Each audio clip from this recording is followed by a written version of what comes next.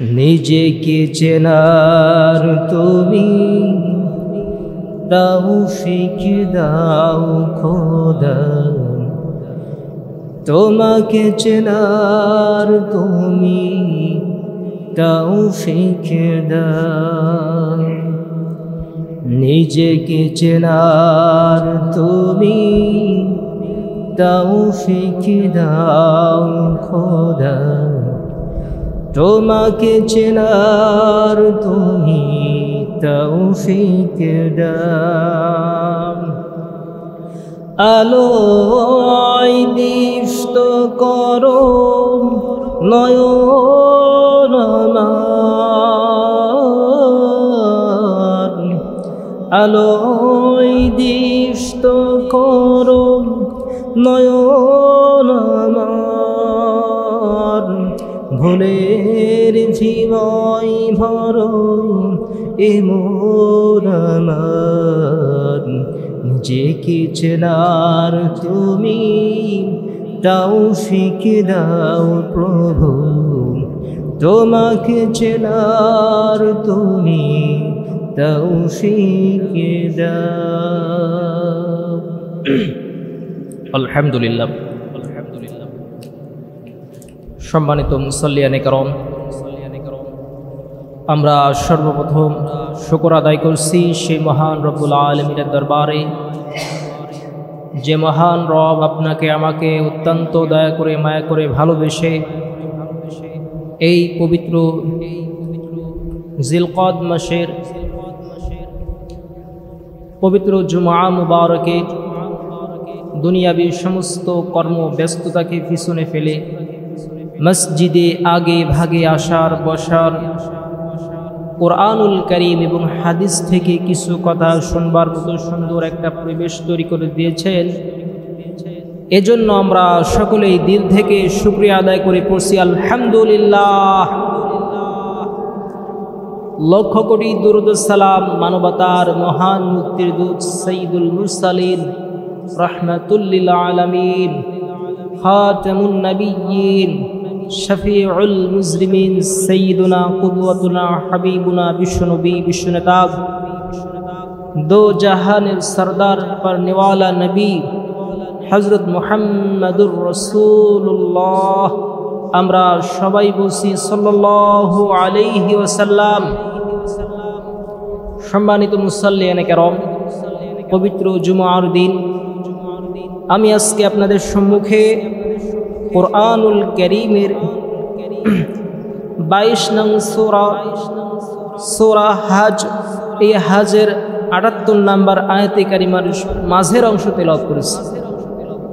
আল্লাহ পাক রব্বুল আলামিনের কাছে তৌফিক কামনা করছি, মহান রব যেন আমাকে এই আয়াত থেকে একটা হাদিস তেলাওয়াত করেছি, এই হাদিস থেকে মহামূল্যবান সমাজের প্রয়োজনে নিজের জীবনের জিন্দেগি পরিবর্তনের লক্ষ্যে আল্লাহ পাক রব্বুল আলামিন আমাকে এবং আপনাকে আমলের নিয়াতে যেন শোনার, বলার এবং বোঝার তৌফিক দান করেন।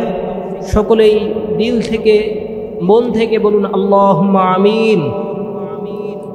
সম্মানিত মুসল্লিয়ানে কেরাম, আমি আজকে আপনাদের সম্মুখে যে আয়াতে কারিমা তেলাওয়াত করছি, মহান রব্বুল আলামিন ডাক দিয়ে বলছেন, আল্লাহ রব্বুল আলামিন ডাক দিয়ে বলেন, মিল্লাত আবিকুম ইব্রাহিম ওয়া সাম্মাকুমুল মুসলিমিন। সুবহানাল্লাহ বলেন।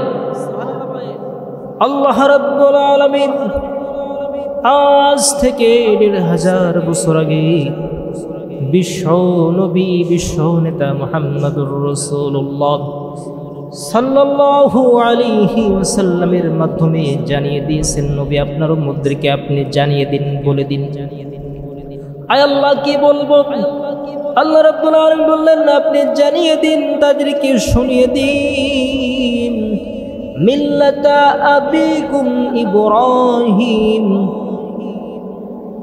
তোমরা ইব্রাহিমের মিল্লাত, ইব্রাহিম তোমাদের হুয়া সাম্মাকুমুল মুসলিমিন। ইব্রাহিম, তোমরা ইব্রাহিমের মিল্লাত, তিনি তোমাদের জাতির পিতা। সুবহানাল্লাহ বলেন। হযরত ইব্রাহিম আলাইহিস সালামকে আল্লাহ রাব্বুল আলামিন বললেন, আমার প্রাণ প্রিয় নবী হযরত ইব্রাহিম আলাইহিস সালাম তোমাদের নাম রেখেছেন মুসলিম। তোমরা কিয়ামত পর্যন্ত যত মুসলমান দুনিয়ার জমিনে পদার্পণ করবা, তার বংশে যত মুসলমান আসবে, যত আল্লাহ রাব্বুল আলামিনের বান্দা আসবে, গোলাম আসবে, সকলেই ইব্রাহিম আলাইহিস সালামের গোলাম, ইব্রাহিম আলাইহিস সালামের মিল্লাত। সকল মানুষের নেতা, সকল মানুষের জাতির পিতার নাম হলো হযরত ইব্রাহিম আলাইহিস সালাম। সুবহানাল্লাহ বলেন। হযরত ইব্রাহিম আলাইহিস সালাম এমনি তিনি মুসলমান জাতির পিতা হন নাই।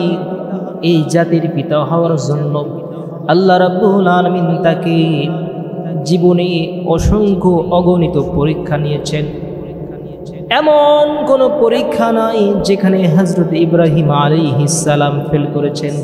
প্রত্যেকটা পরীক্ষায় হযরত ইব্রাহিম নবী 100-র ভিতরে 100 নাম্বার পেয়ে পাশ করেছে। সুবহানাল্লাহ। শুধু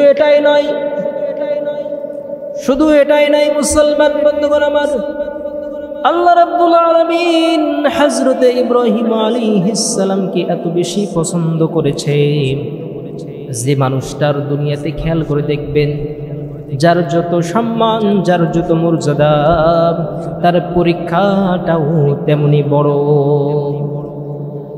হযরত ইব্রাহিম আলাইহিস সালামের সম্পর্কে আপনারা জানেন, তিনি এমন একটা পরিবারে জন্মগ্রহণ করেছেন, এমন একটা ফ্যামিলিতে তিনি জন্মগ্রহণ করেছেন। নিজের পিতা মূর্তি বানায়, সেই মূর্তি বিক্রি করে মানুষদের কাছ থেকে টাকা কামায়। এর ভিতর দিয়েও ইব্রাহিম আলাইহিস সালাম ছোটবেলা থেকে কখনো মূর্তি পূজা করতেন না, মূর্তি পূজারীদের সঙ্গে ভালো সম্পর্ক রাখতেন না। তিনি ছিলেন তাওহীদপন্থী। এজন্য কোনোভাবেই তাকে মূর্তি পূজার আসরেও তাকে নিয়ে যেতে পারত না। সুবহানাল্লাহ পড়েন। সম্মানিত ভাইরা আমার, বন্ধুরা আমার, কথাগুলো খুব মনোযোগ দিয়ে বুঝবেন। হযরত ইব্রাহিম আলাইহিস সালাম এমন একজন নবী, তার পিতা আযর ছিল নমরুদের একজন অত্যন্ত কাছের মানুষ, প্রিয় মানুষ। নমরুদের একজন গুরুত্বপূর্ণ পার্লামেন্ট সদস্য। ইব্রাহিম আলাইহিস সালাম দিনে দিনে যখন মূর্তির বিরুদ্ধে চারণ করা শুরু করলেন, মূর্তি থেকে দূরে সরাই রাখলেন, এমন সময় পিতা আদর চিন্তায় পড়ে গেল কিভাবে ইব্রাহিমকে মূর্তি পূজক বানানো যায়। নাউজুবিল্লাহ বলেন। নিজের পিতা কিভাবে তাকে মূর্তি পূজক বানানো যায় এর জন্য চেষ্টা করেছেন। সম্মানিত ভাইরা আমার, বাবাজিরা আমার, কথাগুলো খুব ভালো করে বোঝার চেষ্টা করবেন। ইব্রাহিম আলাইহিস সালামের ঈমানের নূরকে নষ্ট করে দেওয়ার জন্য যখন নমরুদের কাছে সংবাদ পৌঁছানো হলো ইব্রাহিম মূর্তি পূজা করে না, সে মূর্তির বিপক্ষে কথা বলে, এমন একজন মানুষের সন্তান তিনি, তাকে তো গুম করাও যায় না, খুন করাও যায় না, এমন কি করা যায়? সঙ্গে সঙ্গে সমস্ত পার্লামেন্টের সদস্যরা একটা পরামর্শ সবাই বসে গেল, ইব্রাহিমের ব্যাপারে কি সিদ্ধান্ত নেওয়া যায়। সকলেই যখন পরামর্শ দিতেছে, কোনোটাই নমরুদের পছন্দ হয় না। তখন শয়তান ভালো সুরতে, হাজির সুরতে এসে নমরুদকে পরামর্শ দিচ্ছে, বলছে যে তোমার হুকুম মানে না, তোমার পূজা করে না, যে মূর্তির বিরুদ্ধে চারণ করে, তার এই দুনিয়ার বাঁচার হুকুম নাই, তার বাঁচার কোনো চান্স নাই, তাকে তোমরা আগুনে জ্বালিয়ে শেষ করে দাও। নাউজুবিল্লাহ বলেন। হযরত ইব্রাহিম আলাইহিস সালামকে এই আগুনে জ্বালানোর আগে একটা কঠিন ঘটনা আছে। সেই ঘটনা হলো ইব্রাহিম আলাইহিস সালামকে তার কওম তাকে যখন মূর্তি পূজক কোনোভাবেই বানাতে পারলো না, রাষ্ট্রীয়ভাবে একটা বিশাল বড় একটা মেলার আয়োজন করা হলো। শয়তান তাদেরকে বুদ্ধি দিল, যদি কোনোভাবেই ইব্রাহিমকে এই মেলার ভিতরে নেওয়া যায়, ইব্রাহিমের ইমানের নূর, ইমানের স্পিড কমে যাবে, তখন আপনি ইব্রাহিম আমাদের দলে চলে আসবেন। যেই কথা সেই কাজ, মেলার আয়োজন শুরু হয়ে গেল। ইব্রাহিম আলাইহিস সালাম তার বন্ধু বান্ধব, তার কওমের লোকেরা যখন যে বলল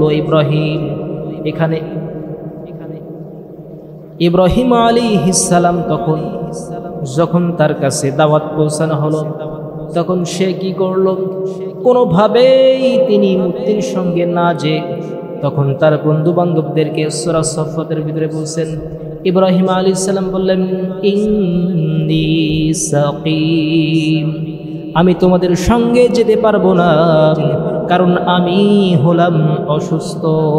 সুবহানাল্লাহ বলেন। আসলে এখানে কিন্তু ইব্রাহিম আলাইহিস সালাম শারীরিকভাবে অসুস্থ ছিলেন না, তার গোটা জাতি শিরকের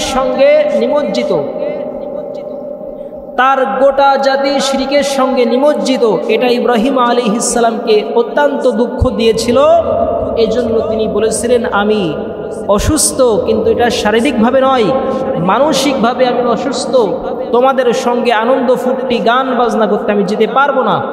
যখন কওমের লোকেরা সবাই সেই আনন্দ ফুর্তি করতে ওই মেলায় যাওয়ার জন্য তারা উদ্বুদ্ধ হলো, সকলে যখন দলে দলে চলে যায়, তখন মূর্তির কাছে তখন কেউ যখন থাকে না, তখন পরিবারের পক্ষ থেকে, এলাকার পক্ষ থেকে বলল, ইব্রাহিম, তুমি যেহেতু আমাদের সঙ্গে গান বাজনায় যাবে না, আমাদের এই খোদা, আমাদের এই প্রভুগুলো তোমার দায়িত্বে রেখে গেলাম, তুমি এইগুলোর দায়িত্ব নাও, যেন এগুলো কোনো ক্ষয়ক্ষতি না হয়।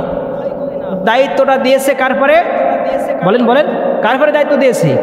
ইব্রাহিম নবীর উপর দায়িত্বটা দিয়ে তারা যখন দলে দলে মেলার উদ্দেশ্যে চলে গেল।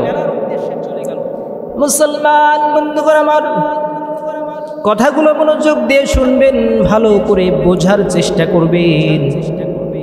হযরত ইব্রাহিম আলাইহিস সালামকে যখন কওমের লোকেরা মূর্তি পাহারা দেওয়ার জন্য রেখে গিয়েছে, ইব্রাহিম আলাইহিস সালাম মূর্তির ঘরের ভিতরে যে দেখতেছেন, বড় বড় মূর্তি সব ভেটকায় পড়ে আছে। এমন সময় তাকিয়ে দেখলেন, খেয়াল করে দেখলেন, মূর্তির সামনে সুন্দর সুন্দর ফলমূল, সুন্দর সুন্দর খাবার দেওয়া আছে, কিন্তু একটা মূর্তি, একটা প্রতিমাও কিন্তু একটা খাবারও খেতে পারে না। মূর্তির কি ক্ষমতা আছে নাকি খাবার?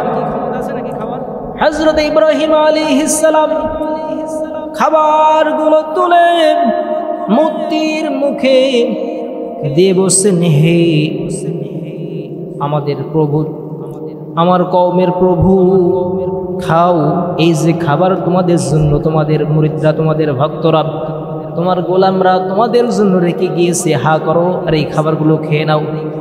কিন্তু মূর্তি তো খেতেও পারে না, মূর্তি তো কথা বলতেও পারে না। যখন এমন করে খেতেও পারে না, যখন কথাও বলতে পারে না, ইব্রাহিম আলাইহিস সালামের রাগ হয়ে গেল। যখন ইব্রাহিম আলাইহিস সালামের রাগ উঠে গেল, তো ইব্রাহিম আলাইহিস সালাম সব করার মাথা, মুন্ড, হাত পা একবারে ধোলাই করে ভেঙে ছুঁড়ে ফেললেন।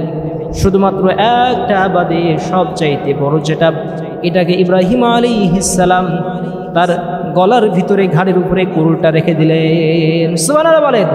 এখানে একটা কৌশল করলেন, সমস্ত মূর্তিগুলো একবারে ভেঙে খান খান করে দিলেন, একটা মাত্র বাদ দিয়ে সবচাইতে বড় মূর্তি যেটা, সেটাকে তিনি রেখে দিলেন।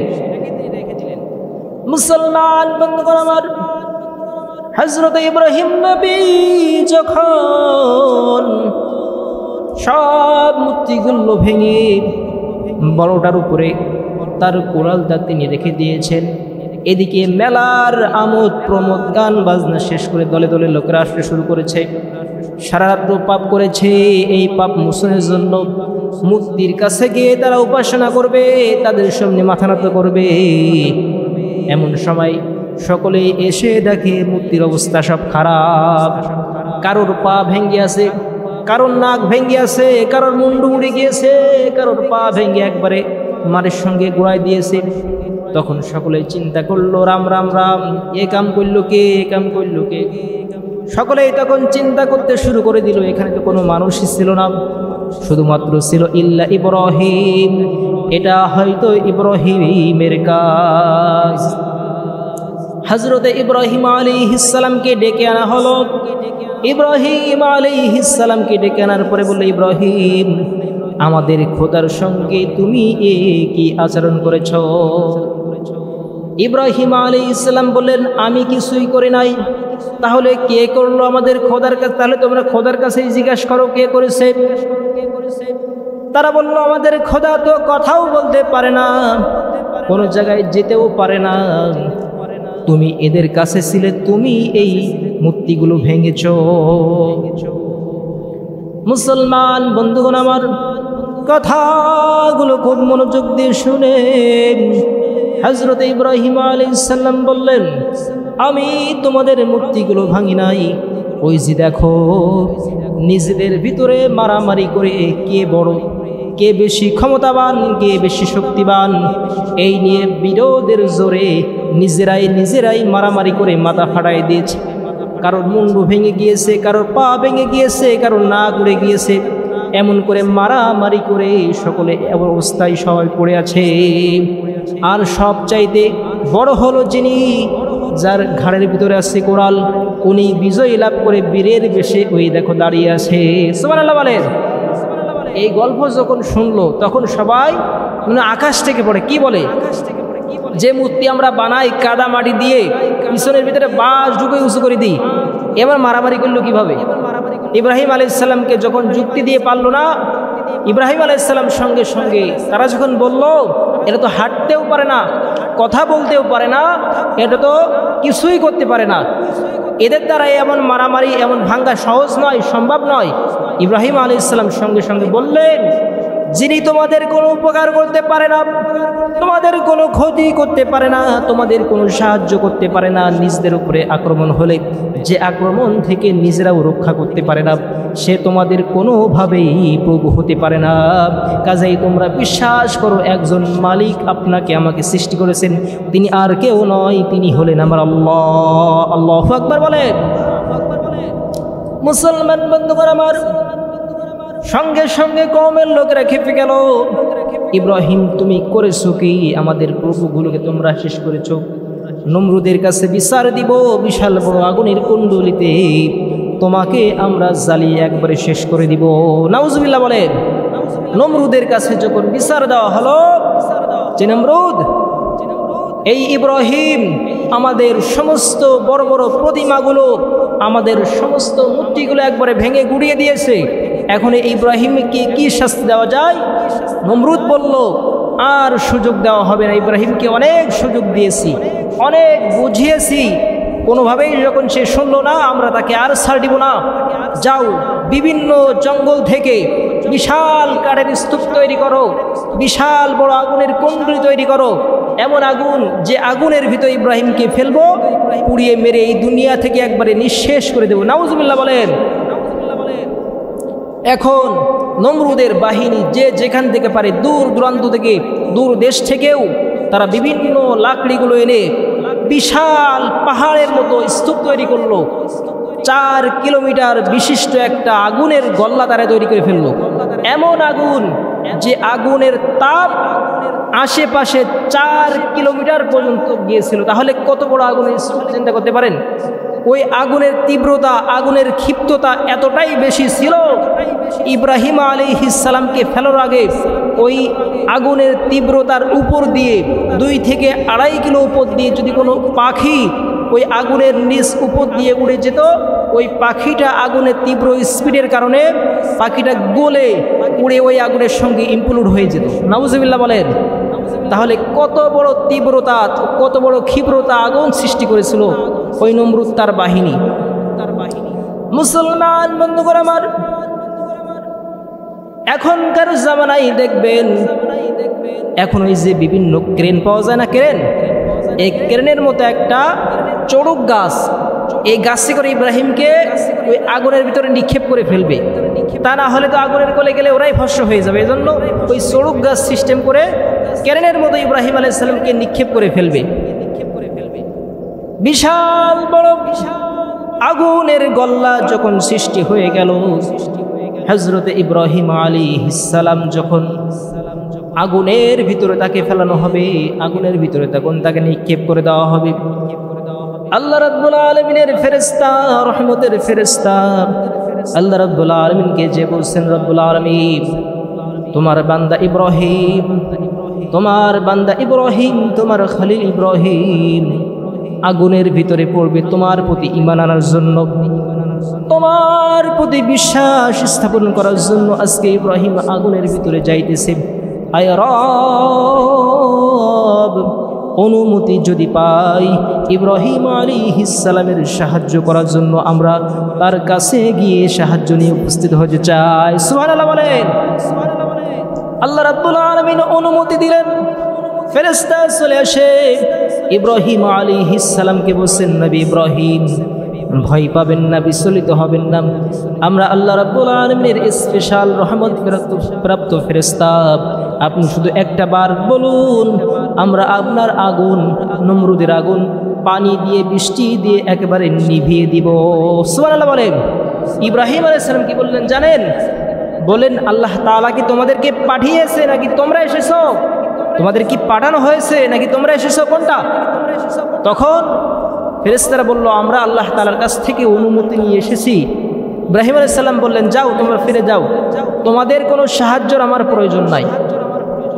বর্ণনায় আসছে যখন ফেরেশতাগুলো ফিরে গেল, আগুনের কাছাকাছি ইব্রাহিম আলাইহিস সালামকে যখন নিয়ে আসলো, চড়ুক গাছে যখন তাকে চড়ানো হলো, যখন আগুনের ভিতরে নিক্ষেপ করে দিবেন, হযরতে ইব্রাহিম আলাইহিস সালাম, হযরতে জিবরাইল আলাইহিস সালাম তখন আসলেন, এসে বলছে, ওগো নবী, একটা নয়, দুইটা নয়, 500 নূরের ডানা আমার আছে, একটা বার শুধু আপনি আমাকে বলুন, একটা ডানা দিয়ে আমি নমরুদের আগুনের উপরে ঝাপটা মারব, নমরুদের আগুন উড়ে গিয়ে একবারে সব মহাসমুদ্রের মাঝখানে যেয়ে পড়বে। সুবহানাল্লাহ বলেন। ইব্রাহিম আলাইহিস সালাম বরাবরের মতো আবার জিজ্ঞেস করলেন, তুমি কি তোমার স্বেচ্ছায় সজ্ঞানে এসেছো নাকি রব্বুল আলামিন তোমাকে আমার সাহায্য করার জন্য পাঠিয়েছেন? জিবরাইল আলাইহিস সালাম বললেন, না, আল্লাহ রাব্বুল আলামিনের কাছ থেকে অনুমতি নিয়ে আমি এসেছি। ইব্রাহিম আলাইহিস সালাম বললেন, যাও তুমিও ফিরে যাও, তোমার কোনো সাহায্য সহযোগিতার কোনো প্রয়োজন আমার নাই। হযরত ইব্রাহিম আলাইহিস সালামকে চড়ুক গাছে চড়িয়ে যখন আগুনের দিকে ছুরি মারবেন, ইব্রাহিম আলাইহিস সালাম তখন মনে মনে একটা দোয়া পড়েছিলেন। আজ থেকে ১৫০০ বছর আগে আল্লাহ রাব্বুল আলামিন পছন্দ করে কোরআনুল কারীমের আয়াত করে সেই আয়াতটা আল্লাহ রাব্বুল আলামিন বানিয়ে দিয়েছেন আমাদের জন্য। সুবহানাল্লাহ বলেন। কি সে আল্লাহ রাব্বুল আলামিন বললেন, ইন্নী ওয়াজ্জাহাতু ওয়াজহিয়া লিল্লাযী ফাতারাস সামাওয়াতি ওয়াল আরদা হানিফাও ওয়া মা আনা মিনাল মুশরিকিন। ইব্রাহিম আলাইহিস সালামকে চড়ুক গাছ থেকে নিক্ষেপ করা হলো। ইব্রাহিম আলাইহিস সালাম দ্রুত গতিতে আগুনের ভিতরে যাইতেছেন, আগুনের ভিতরে ছুটে চলতেছেন। এমন সময় ইব্রাহিম আলাইহিস সালাম বললেন, আমি আমার মুখ ঘুরিয়ে দিলাম, আসমান জমিনের যিনি মালিক, এই আমার মালিক, নমরুদের মালিক, সমস্ত কিছুর মালিক, আগুনের মালিক, আমি তার দিকে আমার মুখ ঘুরিয়ে দিলাম। আজকে অবশ্যই অবশ্যই তিনি আমার সঙ্গে এমন কোনো ব্যবহার করবেন না, আমি ইব্রাহিম যেন একটু কষ্ট পাই। সুবহানাল্লাহ বলেন। কি ঈমান! মৃত্যুর সম্মুখে দাঁড়িয়ে আগুনের ভিতরে যাচ্ছে, যে আগুনের ক্ষিপ্রতা, যে আগুনের তীব্রতা এতটাই বেশি, ইব্রাহিম আলাইহিস সালাম আগুনের দিকে যখন ছোটে, আমার আল্লাহ রাব্বুল আলামিন ডাক দিয়ে বলেন, কোরআনুল কারীমের ভিতরে আল্লাহ রাব্বুল আলামিন ডাক দিয়ে বলেন, হে আমার আগুন,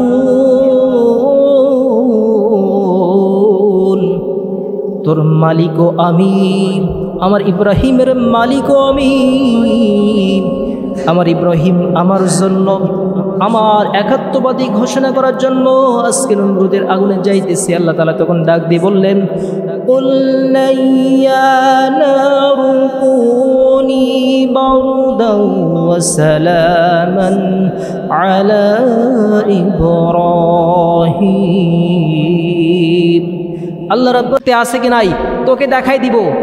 আমার মালিক যিনি, ইব্রাহিমের মালিক তিনি আমাকে হুকুম করেছে আগুন তোমার ধর্ম হলো পুড়িয়ে ভস্ম করে দেওয়া, কিন্তু আমার ইব্রাহিমের যদি এক চুল পরিমাণ কোনো ক্ষতি হয়, আমার ইব্রাহিমের যদি এক চুল পরিমাণ একটা পশম যদি ক্ষতি হয়, আমি আগুন তোমাকে একবারে শেষ করে দেব। এজন্য সম্মানিত উপস্থিতি হাজরিন, ইব্রাহিম আলাইহিস সালাম অসংখ্য অগণিত পরীক্ষা দিয়েছেন। এরপরেই তিনি মিল্লাতা আবিকুম ইব্রাহিম হুয়া সাম্মাকুমুল মুসলিমিন, তিনি মুসলমানের জাতির পিতা, মুসলমানদের এই ধর্মীয় বড় একজন পিতা, এত বড় একজন লিডার তিনি হয়েছেন, এমনি এমনি তিনি হন নাই। এজন্য যে কথা বলছিলাম, যে মানুষের জীবনে পরীক্ষা যত বেশি তার সম্মান আল্লাহ রাব্বুল আলামিনের কাছে বেশি, ঠিক না বলেন? এই আগুন থেকে বের হওয়ার পরে ইব্রাহিম আলাইহিস সালামকে আল্লাহ তাআলা দুইটা পুরস্কার দিয়েছেন। কয়টা পুরস্কার? সকলে বলেন কয়টা পুরস্কার? এক নম্বর পুরস্কার কোরআনুল কারীমের ভিতরে আল্লাহ তাআলা বলছেন, ইব্রাহিম তুমি যে আমার জন্য আগুনের ভিতরে গেছো, নমরুদের কাছে মাথা নত করো নাই, মূর্তির কাছে তোমার মাথাকে তুমি নোয়াও নাই, জীবনের ভয়ও তোমার কাছে কাজ করে নাই, আজকে আমি রব্বুল আলামিন তোমাকে খুশি হয়ে দুইটা পুরস্কার দিচ্ছি। এক নম্বর পুরস্কার শুনে রাখো, আমার বন্ধু, আমার হাবিব, আমার কলিজার টুকরা নবী, বিশ্বনবী হযরত মুহাম্মদুর রাসূলুল্লাহ সাল্লাল্লাহু আলাইহি সাল্লামকে আমি তোমার বংশে, আমি তোমার বংশে, আমি তোমার বংশে, তোমার বংশে রব্বুল আলামিন তাকে দান করে দিব। সুবহানাল্লাহ বলেন। এক নম্বর পুরস্কার কি? বিশ্বনবী সাল্লাল্লাহু আলাইহি সাল্লামকে তার বংশে পাঠাবেন। আর দুই নাম্বার হলো মিল্লাতা আবিকুম ইব্রাহিম, সমস্ত মুসলিম মিল্লাত, সমস্ত মুসলমানদের মিল্লাত, তাদের পিতা, তাদের জাতির পিতা আমি তোমাকে বানাই দিলাম। আল্লাহ তাআলা পরের অংশে বলেন, হুয়া সাম্মাকুমুল মুসলিমিন, শুধু পিতা বানাই দিলাম সেটাই নয়, আজ থেকে তোমার বংশে যত মানুষ আসবে যারা মুসলমান হবে, তাদের নামকরণ যে মুসলমান, এটা আর কেউ করে নাই, তুমি করলে। এই করার কারণে আমি তোমাকে মুসলমানদের জাতির পিতা হিসেবে তাদের সম্মুখে পরিচয় তুলে ধরলাম। সুবহানাল্লাহ বলেন। তাহলে পুরস্কার পেলেন কয়টা? দুইটা। এক নম্বরে বিশ্বনবীকে আমার ইব্রাহিম আলাইহিস সালামের বংশে দিলেন, এবং দুই নম্বরে যেটা পেলেন, তিনি সমগ্র মুসলমান জাতির পিতা হয়ে গেলেন। এই দুইটা পুরস্কার আল্লাহ রাব্বুল আলামিন ইব্রাহিম আলাইহিস সালামকে দান করলেন। সুবহানাল্লাহ বলেন। সম্মানিত উপস্থিতি হাজরিন, ইব্রাহিম আলাইহিস সালামের জীবনে শুধু পরীক্ষা, পরীক্ষার পরীক্ষা। প্রত্যেকটা পরীক্ষায় যদি কোনো মানুষ বর্তমানে সব থেকে ভালো স্টুডেন্ট, যে যদি 10টা সাবজেক্ট নিয়ে পড়াশোনা করে, 10টা সাবজেক্টে 1000 নাম্বার সহসাই সে পাবে না, পাবে নাকি? কিন্তু ইব্রাহিম আলাইহিস সালাম এমন একজন নবী, আল্লাহ রাব্বুল আলামিন যখন যে পরীক্ষা নিয়েছেন, একেবারে 100-র ভিতরে 99 না, 100-র ভিতরে 100 নাম্বার পেয়ে তিনি পাশ করেছেন। সুবহানাল্লাহ বলেন। এমন একজন নবী ছিলেন তিনি। এই ইব্রাহিম আলাইহিস সালাম এই পরীক্ষা দেওয়ার পরে তিনি জাতির পিতা হয়েছেন। আল্লাহ তাআলার কাছে এটা এমন পছন্দ হয়েছিল, এই খুশি হয়ে তিনি বিশ্বনবী সাল্লাল্লাহু আলাইহি সাল্লামকে দান করেছেন। ছোট্ট একটা ঘটনা আছে তাফসীরের ভিতরে।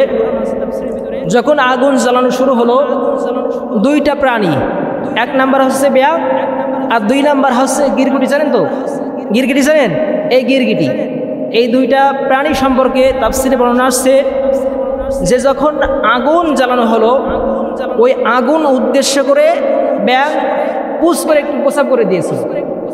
যখন ব্যাঙের কাছে ফেরেশতারা প্রশ্ন করলো, তুমি যে প্রসাব করলে কেন করলে? তখন ব্যাঙ বলল যে নমরুদ ইব্রাহিম আলাইহিস সালামকে আগুনে ফেলছে, আমি যে এই পানি টুসকুন আগুনের ভিতরে নিক্ষেপ করলাম, আগুনের উদ্দেশ্যে মারলাম, আমি জানি এটা কখনো পৌঁছাবে না। এরপরেও আমি এর দ্বারা এটা বুঝতে চাচ্ছিলাম যে আল্লাহ তাআলা যদি কোনো মাখলুকের কাছে প্রশ্ন ধরেন যে আমার ইব্রাহিম আগুনে পুড়েছিল তুমি তখন কি করেছিলে, আমি আল্লাহ তাআলার দরবারে এতটুকুন বলবো, আমি নমরুদের পক্ষে ছিলাম না, আমার পক্ষে যতটুকুন করার দরকার ছিল আমি সেইটুকুন করেছি। আগুনের উদ্দেশ্য করে আমার একটু প্রস্তাব ছিল, ওটা আমি নিক্ষেপ করেছি আপনার ইব্রাহিমকে সাহায্য করার জন্য। সুবহানাল্লাহ বলেন। এটা আল্লাহ তাআলার কাছে এতটাই পছন্দ হয়েছিল, আল্লাহ তাআলা সঙ্গে সঙ্গে বললেন, ব্যাং তোমার বংশের যত ব্যাং আসবে আমি আল্লাহ রাব্বুল আলামিন আমার উম্মতদেরকে, আমার গোলামদেরকে জানিয়ে দিলাম আমার নবীর মাধ্যমে, তোমার পরবর্তীতে যত মানুষ আসবে তোমার এই ব্যাং, তোমার বংশে যত ব্যাং আসবে সকলের প্রস্রাবকে আমি রব্বুল আলামিন পবিত্র করে দিলাম। আর 2 নম্বরে একটা গিরগুটি নমরুদের পক্ষ নিয়ে আগুনে ফু দিয়ে আগুনকে আরো জ্বালানোর জন্য কি করেছিল, ফু দিয়েছিল। তখন তার কাছে বলা হলো, তুমি এমন কাজ কেন করলে? বলে, আমার প্রভু নমরুদকে সাহায্য করার জন্য, ইব্রাহিমকে মারার জন্য এই কাজ করলাম। তখন আল্লাহ রাব্বুল আলামিন গিরগুটির উপরে শাস্তি নাজিল করলেন। আল্লাহ নবী সাল্লাল্লাহু আলাইহি সাল্লাম বলেছেন, যদি কোনো মানুষ গিরগুটি এক বাড়ি দিয়ে মারতে পারে, আল্লাহ রাব্বুল আলামিন, এই ঘটনাটা আমি অনেক আগেও পড়েছি, শুনেছি, একটা হজের সওয়াব দান করেন। পরবর্তীতে এটা আমি সহিহ হাদিস পাই নাই, কিন্তু জয়ীফ হাদিস হলেও এটা সত্য যে যদি এক বাড়ি থেকে একটা গিরগুটিকে মারতে পারে তাহলে একটা হজের সওয়াব আল্লাহ তাআলা দান করে। সুবহানাল্লাহ বলেন। আর যদি 2 বাড়িতে মারে একটা ওয়াজিব উমরা পালন করার দান করেন, সব দান করেন। সুবহানাল্লাহ বলেন। এজন্য আল্লাহ রাব্বুল আলামিন আপনাকে আমাকে সকলকে যেন কথাগুলো বোঝার এবং আমল করার তৌফিক দান করেন। সুবহানাকাল্লাহুম্মা বিহামদিকা আশহাদু আল্লা ইলাহা ইল্লা আনতা আস্তাগফিরুকা ওয়া আতুবু ইলাইক।